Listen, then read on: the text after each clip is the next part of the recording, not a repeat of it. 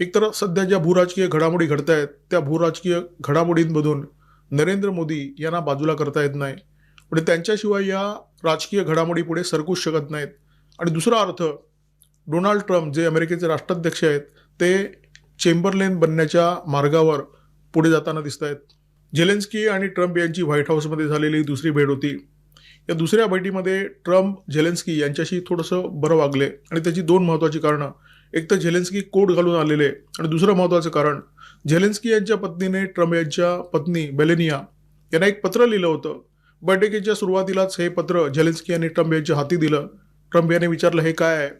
तर झेलेन्स्की म्हणाले की माझ्या पत्नीने तुमच्या पत्नीला लिहिलेलं हे पत्र आहे. ट्रम्प म्हणाले, विषय काय आहे? त्याच्यावर झेलेन्स्की उत्तरले की युक्रेनची जी मुलं रशियाच्या ताब्यात आहेत त्यांची चिंता व्यक्त करणारं पत्र मेलेनिया यांनी व्लादिमीर पुतिन यांना लिहिलं होतं आणि त्याच्याआधी माझ्या पत्नीने मेलेनिया यांचे धन्यवाद या पत्रामध्ये व्यक्त केलेले आहेत.